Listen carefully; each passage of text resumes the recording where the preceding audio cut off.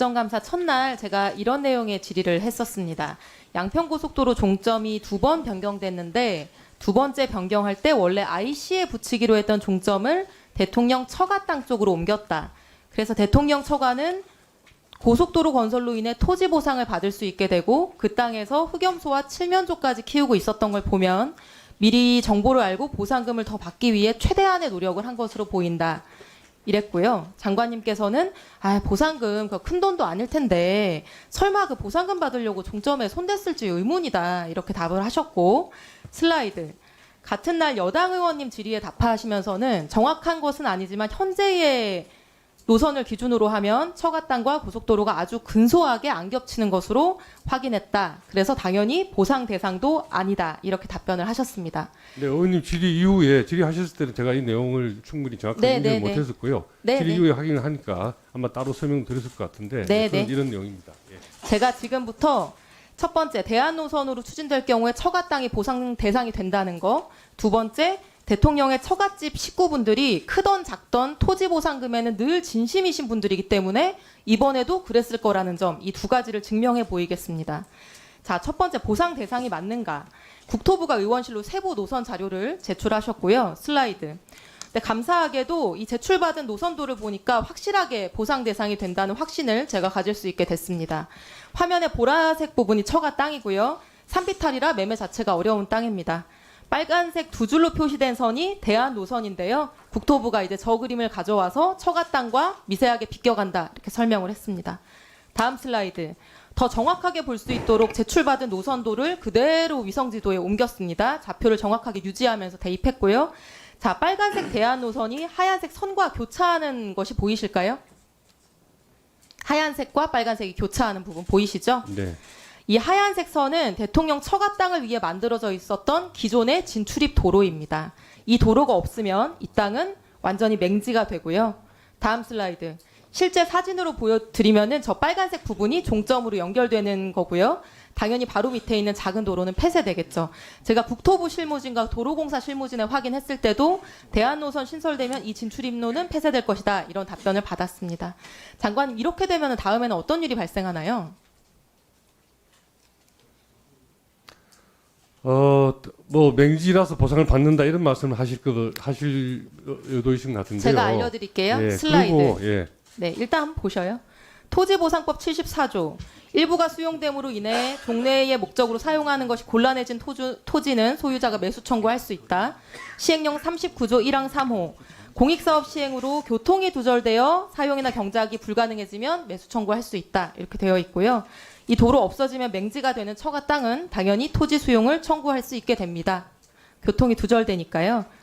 당연히 보상 대상이죠. 정의원 이소영 의원님, 아까 질의 중에 그 제가 참 장관으로 답변 말씀드리기 어려운데 진심이고 이런 말씀하신 건 상당히 장관님, 좀 근데 거북한 끝나고 질의시고 그리고 충분히 토지 답변하실 수 보상을 있는 하면 이렇게 되면 만약에 그 땅이 장관님, 맹지가 된다면 대체 도로를 만드는 건 하는 또 포함이 장관님은 됩니다. 답변 시간이 많으시잖아요. 네네. 중간에 방해하지 말아주세요. 알겠습니다. 예. 자, 슬라이드.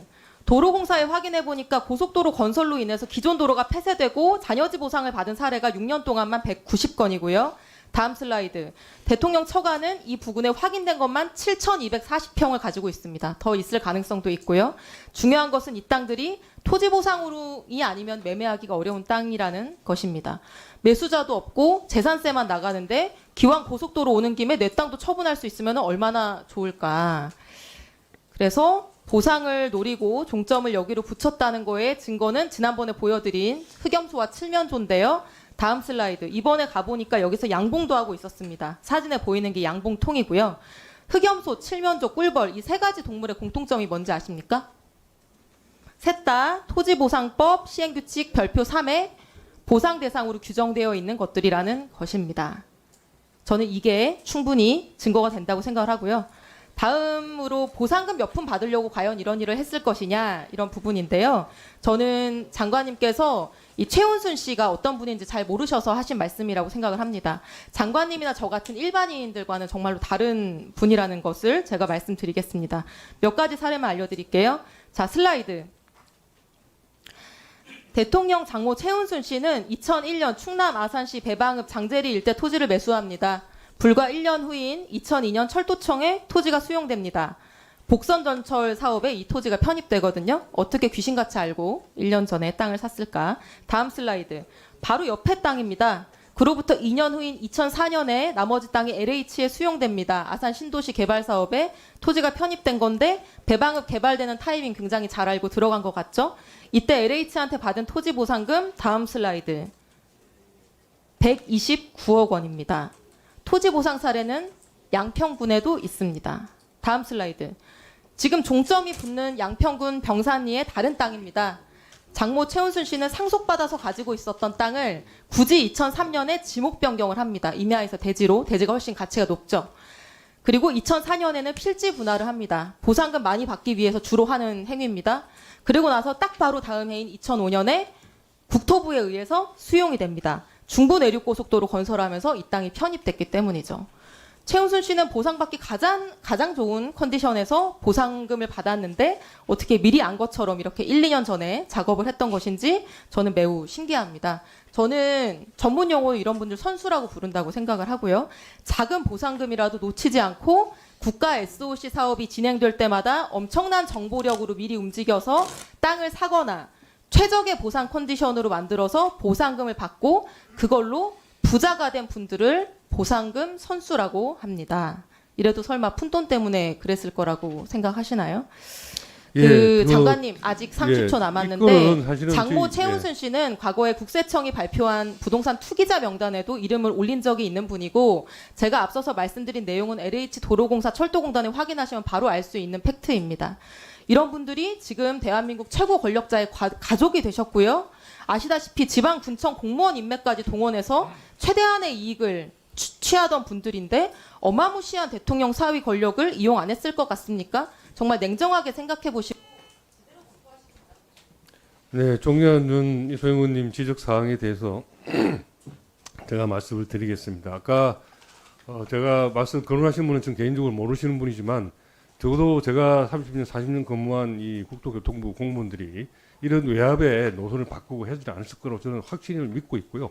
만약에 그런 일이 있었으면 지난해 전국을 떠들썩게 했던 양평 사건, 길 가는 애도 다른 양평에 뜨거울 때 누군가가 나와서 뭘 이야기를 했을 텐데 그런 기록이 없지 않습니까? 다만 우리 종년 이소영 의원님께서는 하실 수 있는 상상력 또는 추론을 하시는 것일 뿐이지 객관적인 증거가 없다. 그리고 이거는 우리 수수이 누누이 발생했지만 우리가 도로공사를 할 때 설계하는 업체가 대안 노선을 찾도록 우리가 정해져 있는 이 과업지서에 이미 교과서처럼 들어가 있습니다. 그리고 예타 제도가 29년인가 09년인가 생겼는데 그 예타 제도 이후에 총 24건의 사업에 대해서 노선 재검토가 설계 과정이 이루어져 가지고 그중에 무려 24건 중에 14건이 노선이 변경이 됐고요.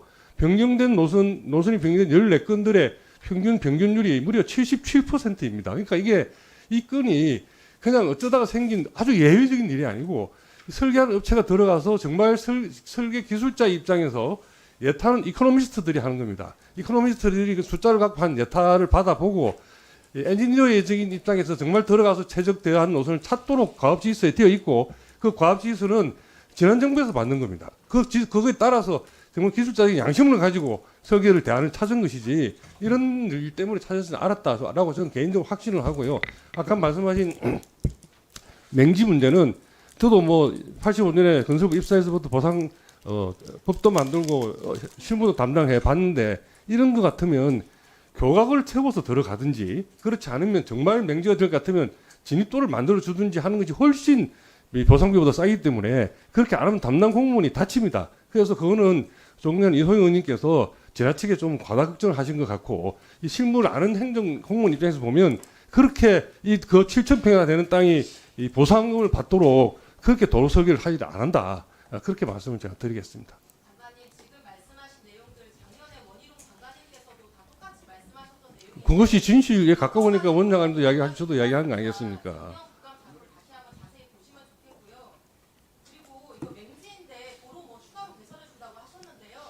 제가 할 걸 대신해 좀. 저도 좀 해고 싶어요. 여기 무슨 도로를 만듭니까? 교각으로 연결하면 그 밑에 있는 땅에 어떻게 그 도로를 만들 수가 있겠어요? 구조적으로 안 되는 것인데 객관적인 증거가 없다고 계속 말씀하시는데 명태규 씨처럼 무슨 텔레그램 캡처라도 있으면 참 좋겠는데요. 녹취록이랑 텔레그램 캡처 없다고 해서 없는 사실은 아니. 녹취록 텔레그램 캡처 외에 모든 증거가 지금 나왔고 모든 정황이 떼어 맞춰지는데 자, 의원님 말씀대로 정황을 의원님. 끼워 맞추신 거 아닙니까? 알겠습니다. 이래가지고. 의원님, 예, 이제 저 종료해 주시고요. 예, 수고하셨고 저 장관님 그 네. 자꾸 뭐 지난 정부에서 과업지에서 내려갔다고 그러는데 그거 한번 잘 일정을 한번 보세요. 그 제가 저번에도 말씀드렸지만 그 일정을 그 기계적으로 그 어떤 시기에 어떻게 이루어졌는지 한번 그러니까 보시죠. 인수위가 과업지수에 설계한 인수위가- 주는 자, 과업지수는 예. 장관님, 인수위가 작동되던 시기에 만들어진 거고, 그러니까 그렇게 저 표현을 하실 때 오해를 살 만한 물론 뭐 지시를 하시고. 그 말씀을 그렇게 하시니까 그건 뭐 의원장님 의견도 저희가 존중하겠습니다만은 제 말씀의 요지는 그런 과업지수가 특별한 게 아니다. 고전에 발주된 모든 다른 장관님, 학교도 만약에 확인해 장관님, 보시면 그렇게 장관님, 아마 그 정도- 과업지수가 다 장관님, 있을 거라고 생각합니다. 장관님, 그 정도 저희가 됐으면 벌써 다 납득이 돼가지고 진행이 됐어야 되잖아요. 그죠? 자, 그러면 지금부터 잠시만 주목해 주시기 바랍니다. 제가 구독자분들을 위해서 선물 하나를 준비했는데요. 제가 항상 여러분들께 드리는 말씀이 있습니다. 뉴스만 평소에 잘 챙겨보셔도 돈이 되고 돈을 벌 수 있다라고 말씀을 드렸는데요. 여러분들은 여기 보시는 삼성전자 뉴스를 보고 어떤 생각이 드세요? 아니면 정치인들의 뉴스, 날씨 뉴스를 보고는 어떤 생각이 드시나요? 그냥 뉴스만 보고 끝내는지 아니면 이 뉴스를 어떻게 이용할 수 있는지 이 부분을 고민하고 계시는지를 되물어보고 싶습니다. 그 이유가 뭐냐 하면 제가 지난번에 여러분들께 뭐라고 말씀을 드렸었죠? 지금은 반도체 섹터를 눈여겨보셔야 한다고 말씀드렸습니다. 그리고 나서 이런 썸네일들 뉴스를 통해서 많이 보셨을 겁니다. 반도체 내용이 이슈가 됐을 때 부자들은 어떻게 생각한다? 반도체 관련주들은 뭐가 있는지, 어떤 종목이 가장 좋은지, 어디에 투자해야 돈이 몰리는지 자연스럽게 생각한다고 제가 말씀을 드렸죠. 그 이유가 뭐냐 하면 부자들이 봤을 때는 이슈가 곧 돈으로 이어지고 그 이슈가 나에게 돈을 벌어준다는 경험적 확신이 있기 때문에 부자들은 항상 이런 사회적 이슈를 관심 있게 챙겨본다고 제가 말씀을 드렸습니다. 이번에도 마찬가지인데요. 제가 지난번에 시청자분들과 함께하는 주식으로 수익 내기 이벤트를 진행했었죠. 당연히 100% 무료로 진행을 했었고요. 여기 보시면 아시겠지만 제가 지난번에도 구독이라고 보내주신 모든 시청자분들께 반도체 관련주 중에 가장 크게 급등할 딱 한 종목, 많은 종목도 아니라 한미반도체 한 종목을 여러분들께 추천드렸어요. 그러면서 여기 나와 있는 대로 정확히 얼마에 매수해야 하는지, 그리고 수익률이 어느 정도 나왔을 때 팔아야 하는지를 이런 부분들까지 여러분들에게 정확히 알려드렸었는데 지금 실제로 어떻게 되었다? 오른쪽을 보시면 아시겠지만 제가 지난번 문자 발송으로 이 한미반도체를 소개해드리고 나서 실제로 이렇게 5배 이상 어마무시한 상승이 나왔습니다. 100만 원만 투자를 했어도 무려 500만 원이 넘는 수익금이 생긴 거죠. 그래서 당시에도 굉장히 많은 분들이 제가 드린 이 한미 반도체로 수익을 내실 수가 있으셨을 텐데요. 다시 한번 축하드린다고 말씀을 드리겠고 이번에도 마찬가지입니다. 앞으로도 2024년, 2025년 계속해서 기대해볼 섹터는 AI입니다. 그 중에서도 AI 반도체는 그 누구도 부정할 수 없는 미래 성장 산업입니다. 그러면 우리가 어떻게 생각해 볼 수 있을까요? AI 반도체 종목 중에 앞으로 크게 대장 역할을 하면서 10배 이상 급등할 수 있는 템베고 종목을 지금부터 열심히 추적해야 한다는 겁니다. 큰 돈을 투자하지 않더라도 월급의 일부분 아주 소액이라도 이 종목을 모아가야 수백 %의 수익률을 손에 쥘 수 있는 것이죠. 지금 여러분이 보고 계시는 이 유튜브 또한 AI 반도체와 아주 밀접한 연관이 있고 반도체야말로 대한민국의 핵심 산업으로 앞으로 더더욱 시장은 성장할 수밖에 없습니다. 그렇기 때문에 제가 이번에도 뭘 보내드리고 있냐면 지난번과 똑같이 구독이라는 문자를 보내주시면 제가 AI 반도체 관련주 중에 앞으로 대장주 역할을 하면서 주가가 가장 크게 급등할 한 종목을 여러분들께 문자 발송으로 종목명과 사고 파는 시점을 모두 알려드릴 건데요. 그 문자를 받고 여러분들이 주식으로 돈 버는 연습을 한번 해보셨으면 좋겠고요. 혹시라도 나는 주식을 하지 않는다 하시는 분들은 주변에 주식하시는 지인분들에게 말씀을 해주셔도 되고요. 아니면 연세가 있으셔서 투자가 어렵다 하시는 분들은 이 종목을 자녀분들에게 한번 사봐라. 이걸로 한번 수익을 내봐라. 이렇게 조언을 해주실 수도 있는 거겠죠. 그래서 지금 이 영상을 보시는 시청자분들 중에 나도 이번 종목이 좀 궁금하다 하시는 분들은요. 누구나 상관없이 그리고 어느 시간대나 상관없이 부담없이 010-2514-5930번으로 구독이라는 문자 보내주시면 제가 이번에도 똑같이 무료 추천 급등주 문자를 보내드리겠습니다. 이해되시겠죠? 제 번호 010-2514-5930번으로 구독이라는 문자 보내주시면 여러분들이 직접 이슈를 통해서 돈 버는 연습을 해보실 수가 있는 거고 제가 돈을 받는 것도 아니고 투자를 대신해 드리는 것도 아니기 때문에 부담 없이 신청해 주시면 되는 겁니다. 그리고 수익이 나면 저는 다른 것은 하나도 바라지 않습니다. 제 채널에 구독, 좋아요 한 번씩만 눌러주시라 이렇게 다시 한번 말씀을 드리겠습니다.